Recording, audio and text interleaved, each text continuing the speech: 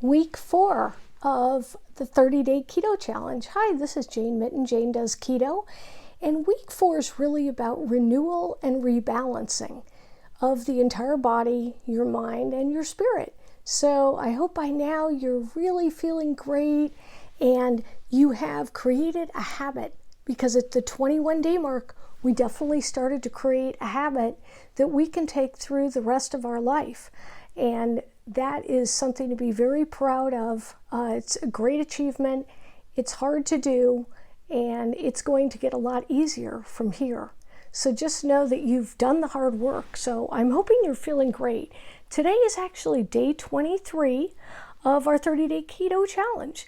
Your body is adapted to going from burning sugar and carbs, glucose for your fuel, to burning fat.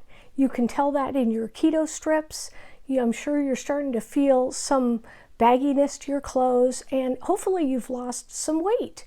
I have lost 5 pounds in our 3 weeks. And remember, I've been on this quite a while, being a year. Went off it for 3 months, but 9 months on, and now 3 weeks back on after 3 months.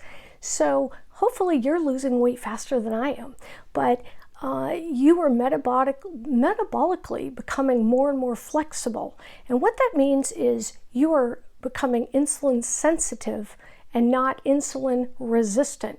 That's the problem most people have, is insulin resistance. And through all the work we've done by eating keto, which is the healthy fats, the clean proteins, and the green leafy veggies, we have created an insulin sensitivity and gotten away from insulin resistance, which is really important. So our body and our hormones should be well in balance at this point. You should be energized. Your sleeping pattern should be more reliable at this point, especially if you're sleeping from 10 p.m. to 2 a.m. Those are the most important hours for renewal and of your cells, reversal of infection and disease. So if you're doing that, you're probably sleeping well. Switching from high cortisol to a naturally high melatonin while you're sleeping is what happens on keto with intermittent fasting. And although I'm on OMAD, 1 meal a day, you're probably on the pattern of 18-6, where you're eating dinner at 5 or 6, and then you're not eating until noon the next day. And at that point, you are in a high melatonin level when you're sleeping, and not a cortisol situation where you're, adding fat to the gut and things like that. You're actually burning that fat in the gut. So your hunger and your hangriness should be gone. And in fact, I don't know if you're finding this, but even for me, eating OMAD, 1 meal a day, I'm having a hard time eating that meal. So at this point, all I'm trying to do is start with the most important parts, which is I start with the salmon, because I know that has the most fat and the most protein. And if I don't get through my entire salad, that's okay, but I need the fats most importantly. So fats, then protein, and then the green leafy veggies. So again, your hangriness should be gone.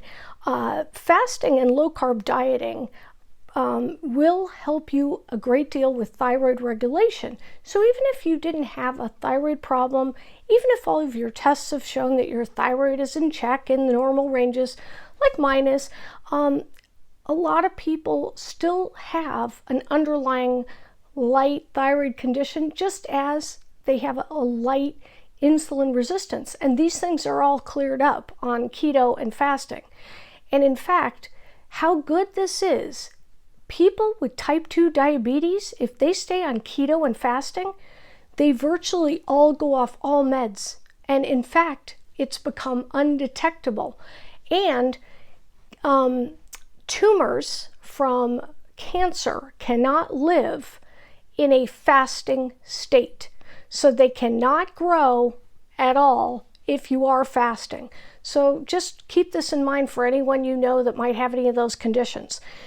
So again, we are improving our thyroid regulation. Low carbs want to talk a little about plateaus. I've had many plateaus over the past year. Now I'm at 65 or 66 pounds in a year. I would say it's in 9 months. So at my size, being a pretty small person, that's an enormous amount of weight. I have many friends now I've made through keto that have lost over 100 pounds in a year. And one of the great things about keto is that when you're doing keto with fasting, you're actually maintaining your muscle mass. And with most ways of losing weight, you do not sustain your muscle mass. That may be the most important reason of all to do keto and fasting over any other choice. So, these are some questions I wrote down just to ask you to ponder. How is your energy? It should be very high. Think of it.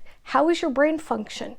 Are you able to work kind of harder for a sustained amount of time and feel calmer at the same time? You should be. How is your digestion? Your digestion should be fantastic at this point. We're at about the 3.25 or 3.5 mark of weeks on our 30-day keto challenge. So your digestion should be excellent. You should be assimilating the food you're eating very quickly. You should have a bowel movement, every other day or more. And that should be easy for you to do. And a simple tip, if you're not having a bowel movement, make sure you simply put a little MCT oil, 1 tablespoon, in your coffee or tea, or you can put it in a protein shake, or you can just simply put it in water. And I have found over the past year that within an hour, you don't have a problem with constipation anymore. So your digestion should be great. You shouldn't have any gut queasiness or anything like that. Your sleep should be significantly better. So tell me, are these things happening for you? And how is your overall feeling of well-being? Are you just feeling better? Are you feeling a little more upbeat? Maybe if you had a little depression, are you feeling that is lifted? All of these things should have happened with keto and fasting. And again, your energy should be higher. Your brain function, clarity, and calmness should both be evident to you. Your digestion should be way better than it's been. Your sleep should have improved, and you should have an overall feeling of well-being. Let me know, DM me and tell me if you're not, and I have solutions for all of these things. Remember, our healthy fats are 70 to 75% of our diet. So I'll just read some off just to make sure you know what they are. Avocados, one of the top. Avocado oil, coconut oil. Within coconut oil, you have MCT oil. That's medium chain triglycerides. It's from the coconut. Ghee, which is a solid form of butter, clarified butter. Macadamia nuts are the best nuts. Olive oil, olives, nuts, seeds, eggs, salmon, fish, pretty much all fish. Those are the best fats. It's best when you can eat a fat that's attached to a protein like salmon. You don't really get a better source of fat and protein together than salmon. Organic coffees and teas, if you want to drink those. One of the best teas you can drink is ginger tea. And every brand makes it. Try to go organic, but it's very good for you in the morning and especially before you go to sleep. Usually what I'll do is I'll have the ginger tea in the morning, and then I'll have a full glass of water, 8 to 16 ounces, with 2 tablespoons of apple cider vinegar and some fresh lemon, and that makes you feel great. Talk about something that really is healing of the mitochondria of the gut. So it doesn't taste great, but you feel great afterwards. And then at night, before you go to sleep, have a little ginger tea. You could have it iced or hot, whichever you prefer. And I think the key I want to suggest as we, are veering towards our 30-day keto challenge end is persistent and consistent.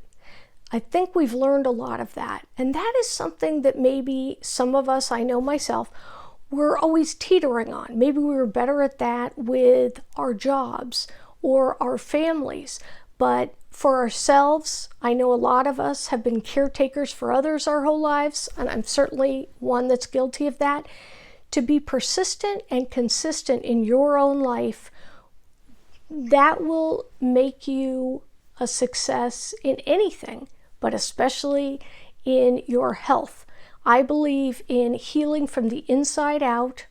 I believe in eating the food and not taking any meds, not getting any diseases, because again, you're eating well, you're fasting, so you're constantly renewing the cellular structure of the body. You're reaching autophagy, which is actually renewing those cells.